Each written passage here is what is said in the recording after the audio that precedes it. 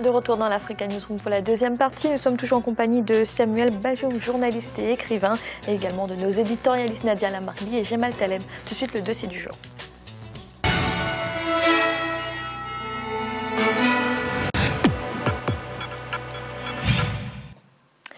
Léopold Sédar Senghor, Abdou Diouf, Abdoulaye Wade, voici les trois anciens présidents du Sénégal depuis l'indépendance, trois chefs d'État, trois parcours, mais aussi trois manières différentes d'appréhender la vie après le pouvoir. Birama Saonera.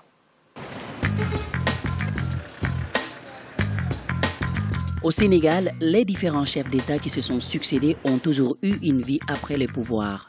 De Léopold Sédar Senghor à Abdoulaye Wade, la vie post-présidentielle est une réalité au pays de la Teranga. Ce qui est rare dans beaucoup de pays africains. Ils sont peu nombreux les chefs d'État du continent à avoir quitté leur fauteuil de bonne grâce après avoir rempli le nombre de mandats autorisés par la Constitution. Au Sénégal, la vie après le pouvoir est en marche. Mais laquelle? Comment les anciens chefs d'État mènent-ils leur vie post-présidentielle? Comment passe-t-on du jour au lendemain du statut de président de la République à celui d'un ancien chef d'État? Depuis l'indépendance du Sénégal, trois présidents ont cédé le pouvoir. De Léopold Sédar Senghor à Abdoulaye Wade en passant par Abdou Diouf, les trajectoires diffèrent. Le premier président du Sénégal a eu l'élégance de ne pas mourir en fonction sans avoir réglé le problème de sa succession. Au bout de 20 ans passés au palais présidentiel, Léopold Sédar Senghor, à 74 ans, a passé le relais le 31 décembre 1980 à son premier ministre Abdou Diouf avant d'aller se reposer à Paris en France. Le président Senghor qui, au terme de son mandat, a lui-même décidé de rendre le pouvoir au bout de 20 années de pouvoir et de passer la main à son premier ministre de l'époque, M. Abdou Diouf. Donc c'est un choix délibéré, c'était un poète, un littéraire qui a choisi de consacrer le reste de sa vie à cela, à de la littérature, à la poésie.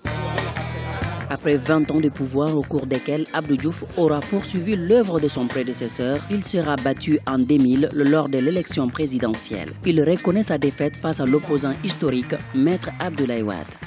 Quelque temps après, l'ancien président Abdou Diouf s'envole pour Paris afin de se reposer comme l'a fait son prédécesseur, le président Senghor. 2 ans plus tard, il est élu secrétaire général de l'Organisation internationale de la francophonie le 20 octobre 2002. Il a eu un point de chute, il s'est retrouvé promu secrétaire général de la francophonie. Donc il a eu une promotion, un poste tout aussi important, sinon plus que président du Sénégal, parce que la francophonie regroupe 70 à 80 États.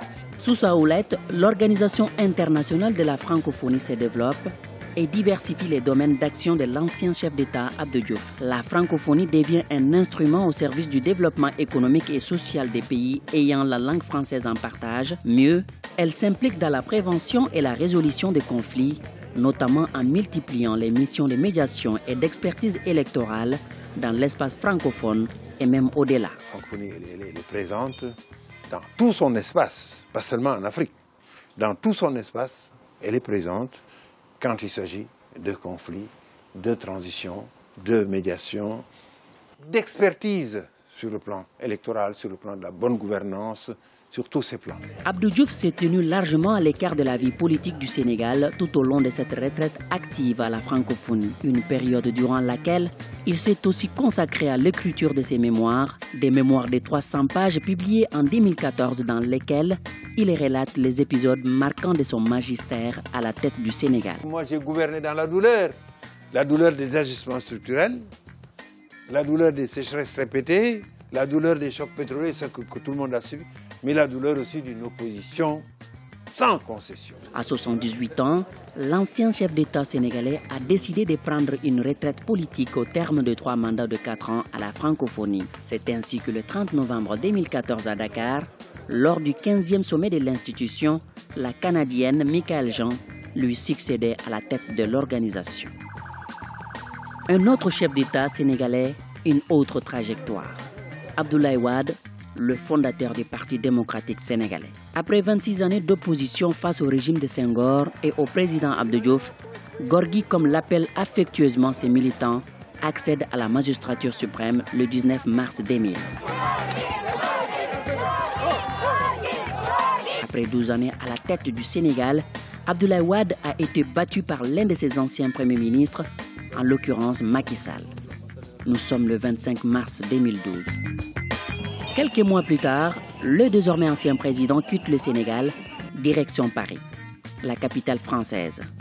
Après 2 ans d'absence, l'ex-président sénégalais Abdoulaye Wade rentre dans son pays qu'il avait quitté après sa défaite de 2012. Un retour au bercail annoncé et retardé qui a créé la polémique et installé une atmosphère fébrile à Dakar où forces de sécurité et policiers anti-émeutes ont été sur le pied de guerre. J'ai senti à distance les souffrances du peuple dans toutes ses composantes. Nous ne pouvons pas continuer à laisser le Sénégal se détériorer de cette façon. Le Sénégal ne mérite pas ça. Après un bref séjour au Sénégal, Abdoulaye Wade retourne en France. Quelques semaines plus tard, l'ex-président revient de nouveau au bercail. Cette fois-ci, c'est pour soutenir son fils en prison et en instance de jugement. L'ancien ministre Karim Wade est accusé d'enrichissement illicite dans le cadre de la traque des biens mal acquis déclenchée par le président Sall après son élection. Il y a son fils qui est emprisonné aujourd'hui, qui est poursuivi pour enrichissement illicite. Donc il ne sait pas laver les mains de la chose publique sénégalaise, tout simplement parce qu'il est dans la bataille politique. Il se bagarre pour sortir son fils des griffes de la justice sénégalaise. L'âge du prédécesseur du président Macky Sall fait très souvent l'objet des discussions.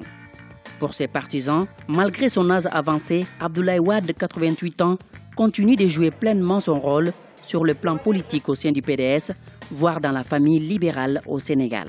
Parlant de Wade, les gens posent le problème de son âge. Mais ça, c'est à lui seul d'apprécier. Pour le moment, nous constatons que nous avons besoin de lui. C'est un régulateur, c'est un rassembleur, c'est l'unificateur de notre famille. C'est la seule constante, comme on a l'habitude de dire. Donc, de ce point de vue-là, je ne vois pas ce que ça gêne, ou peut-être ça gêne ses adversaires. Pour certains chefs d'État, la vie après le pouvoir n'est ni un sacerdoce, ni une sinecure. C'est une parenthèse. Au Sénégal, les anciens chefs d'État jouissent d'une bonne retraite politique.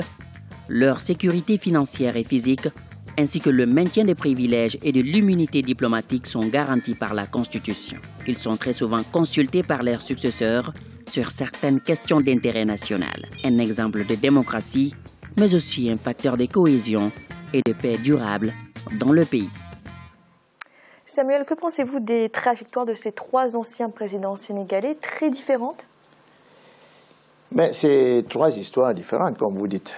D'abord, Senghor, on l'a connu, bon, c'était le poète, l'homme de lettres qui avait une aura, qui avait un parcours assez intéressant, parce qu'ancien tirailleur, qui fait la guerre en France et tout, homme politique, bon, il a eu la sagesse de partir du pouvoir. Et bon, pour lui, ça ne lui posait pas beaucoup de problèmes, parce qu'avec son métier d'écrivain, il pouvait se reconvertir facilement. Le deuxième, bon, Abdou Diouf. Abdou Diouf a été l'élève formé par Senghor et tout. Il a géré le pays dans un contexte assez difficile. Il a quand même su gérer le pays. Et l'intelligence qu'il a eue en 2000 lorsqu'il a été battu, c'est de n'avoir pas cédé aux pressions de ses courtisans qui lui disaient non, non, non, il faut dire que tu as gagné, il faut truquer les résultats. Il a dit non, je suis battu, je m'en vais. Et puis bon, alors Wade, c'était un cas à part parce que bon, il a souffert, il a été en prison dans le combat politique et tout. Et c'est pour ça que je suis d'ailleurs surpris qu'il ait commis certaines erreurs, hein, notamment par exemple en s'acharnant un peu sur l'opposition, sur son opposition. Et à mon avis, l'erreur monumentale qu'il a faite, à mon avis, on lui prête ses idées, ses intentions, je ne sais pas si c'était vrai. Mais si c'est vrai, c'est qu'il a eu tort de vouloir mettre son fils Karim pour lui succéder. C'est ce qu'on a dit. Je ne sais pas si c'est vrai. Mais si c'est vrai, c'est que ça a été une erreur énorme. Parce qu'en Afrique, dès qu'un chef désigne son successeur, c'est la chasse au loup. C'est-à-dire que tout le monde se rue sur lui parce qu'on estime qu'il est illégitime et tout et tout. Et donc là, la situation, j'espère simplement que la sagesse va prévaloir et que tout ce qui se passe là, ça ne va pas contribuer à ternir un peu plus l'image du Sénégal. Et ça, c'est très embêtant qu'un pays comme le Sénégal en soit là, avec ces procès, des joutes oratoires assez violentes. Le Sénégal n'a pas besoin de ça, à mon avis. Nadia, que pensez-vous de l'hypothèse de Samuel? Est-ce que cette volonté de trouver un successeur peut expliquer justement ce climat moins apaisé après le départ d'Abdoulaye Wade? Moi, je trouvais que le Sénégal et la classe politique sénégalaise, malgré tous les soubresauts de l'histoire et malgré tous les vents contraires, je les trouve relativement démocrates. Et je trouve qu'elle fonctionne plutôt bien en général, cette classe politique-là. Et lorsque, à un certain moment, le peuple s'est levé en refusant le gouvernement en place, il l'a fait. Mais il l'a fait quelque part dans un cadre respectueux. C'est vrai qu'il y a eu des personnes qui ont subi des violences, mais il n'y a pas eu les morts qu'il y a eu en Tunisie, il n'y a pas eu les morts qu'il y a eu en Égypte, il n'y a pas eu de guerre. Et donc j'ai l'impression que les choses se font quand même dans une certaine mesure et dans un certain cadre. Donc maintenant, à savoir si l'élément déclencheur du départ d'Abdoulaye Wade a été le choix de son fils en tant que successeur, je trouve que c'est peut-être un peu rapide en analyse. Peut-être que le problème était que son fils était déjà bien installé. Il était au gouvernement, il avait plusieurs portefeuilles, et c'était une personnalité qui était déjà en effet extrêmement visible. C'est vrai que tout le monde le donnait de successeur de son père, mais j'espère et j'aime à penser que les Sénégalais auraient choisi, quoi qu'il en soit, leur président, même si on leur met devant eux un candidat déjà préétabli.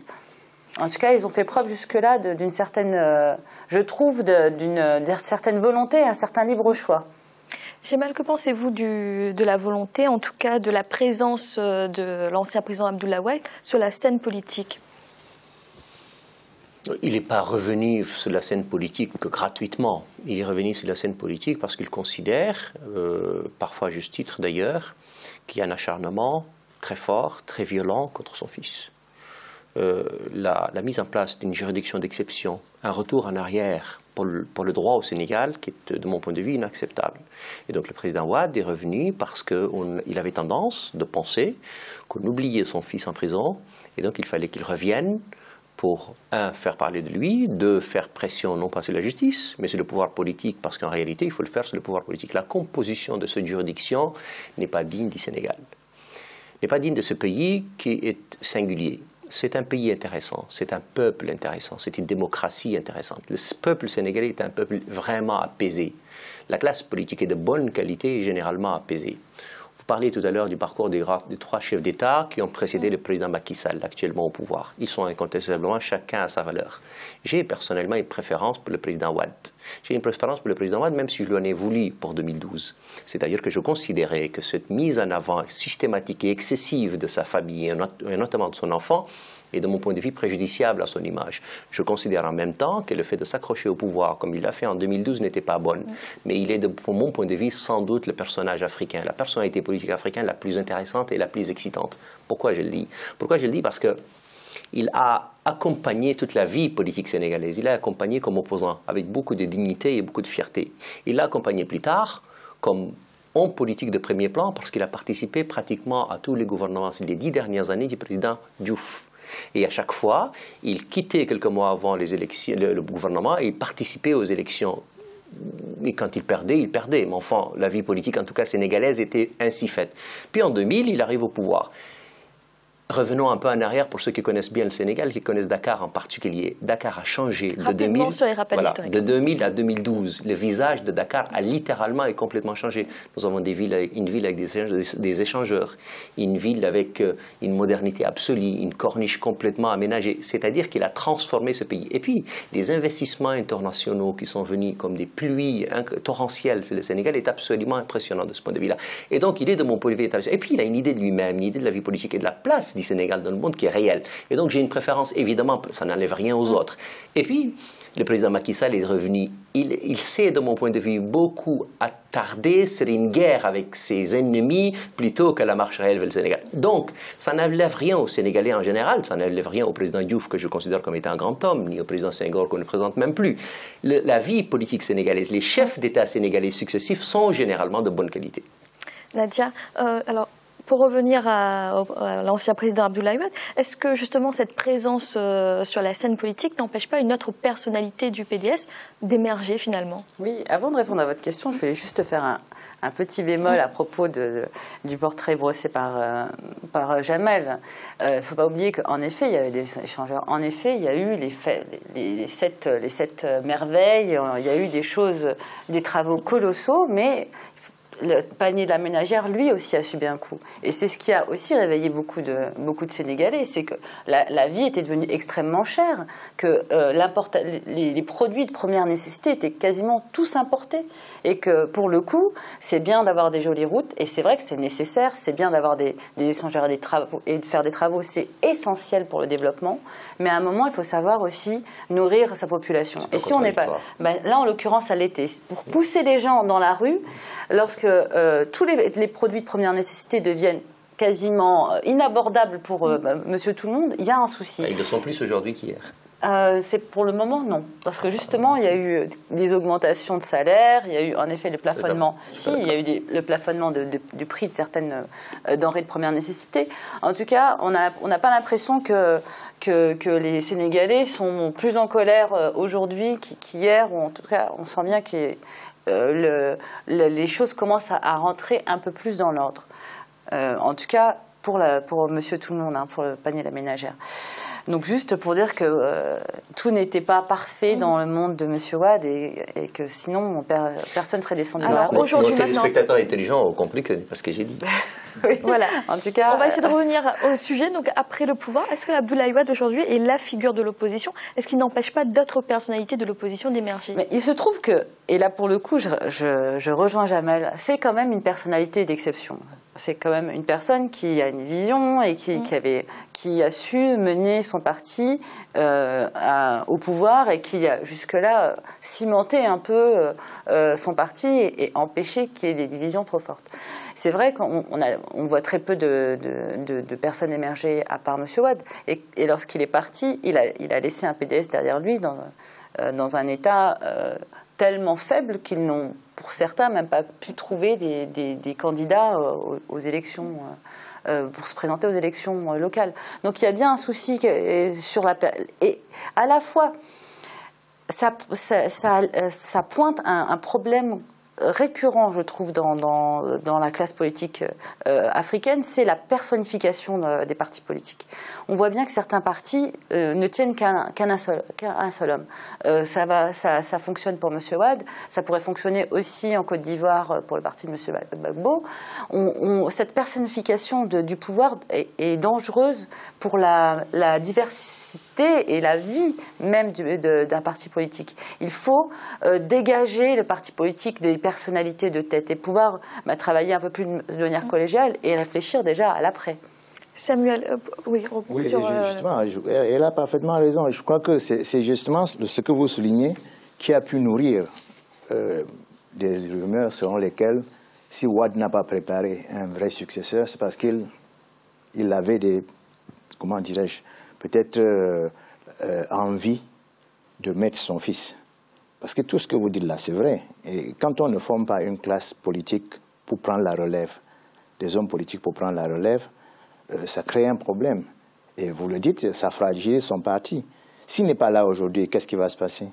Et il n'y a pas d'hommes formés. Et puis, et en plus, ça laisse des bagarres internes terribles, effroyables, parce que ça, c'est vraiment la guerre entre les possibles successeurs. Parce que les choses ne sont pas claires, on n'a pas établi une structure précise et que tout le monde sache que si demain le pouvoir doit tomber entre les mains de mon parti, voilà la personne qui est mieux à même de mener ce parti. Donc il n'y a personne à l'heure actuelle pour représenter le PDS à part Abdoulaye Wade? Mais écoutez, qui est-ce qui émerge? Qui est-ce qui l'a formé? Parce que tout le monde se voit calife à la place du calife. Sans avoir chassé le calife, tout le monde se voit à la successeur de Wade. C'est-à-dire que tous ceux qui ont été ses proches se disent, bon, mais pourquoi pas moi? Et c'est ça qui crée le trouble, qui crée des difficultés au sein du parti et qui provoque éventuellement parfois des guerres intestines qui peuvent être violentes demain. J'ai mal très rapidement. Le PDS au Sénégal était une pépinière. Et donc le PDS a formé une classe réelle de personnalités politiques, dont l'actuel président Macky Sall. Ce qu'on oublie toujours, il était président de l'Assemblée nationale, et Premier ministre, le président Wade, directeur de campagne en 2000. Et donc la personnalité la plus proche du président Wade, c'était lui. Et donc, c'est la preuve que le PDS a fabriqué. Et puis, l'ancien Premier ministre Idrissa Seck, qui est aujourd'hui président d'un parti qui s'appelle Réumi. Donc cette classe politique formée par Wade, formée donc dans le PDS, est aujourd'hui celle qui irrigue la vie politique sénégalaise. Et de ce point de vue-là, on ne peut pas reprocher à Abdoulaye Wade de n'avoir pas fabriqué une classe politique. Après, la vie, l'ambition des uns et des autres a donné existence à des organisations politiques nouvelles qui aujourd'hui sont au départ l'émanation de la famille libérale sénégalaise, celle que le président Maître Wade a fabriquée incontestablement. Merci. Et tout de suite, un rappel des titres qui ont été développés en début d'émission. Deuxième journée de contestation en République démocratique du Congo. Les autorités congolaises auraient décidé de couper Internet dans la capitale Kinshasa, tandis que de nouvelles manifestations ont eu lieu contre le projet de réforme de la loi électorale. La veille, les affrontements meurtriers avaient opposé manifestants et policiers. Et en Libye, l'armée a annoncé un cessez-le-feu qui est entré en vigueur ce lundi, emboîtant ainsi le pas à la coalition de milices Farj Libya, une décision afin de soutenir les négociations de paix entamées à Genève. Nous allons marquer une nouvelle pause en un instant, la troisième partie de l'Africa Newsroom. À tout de suite.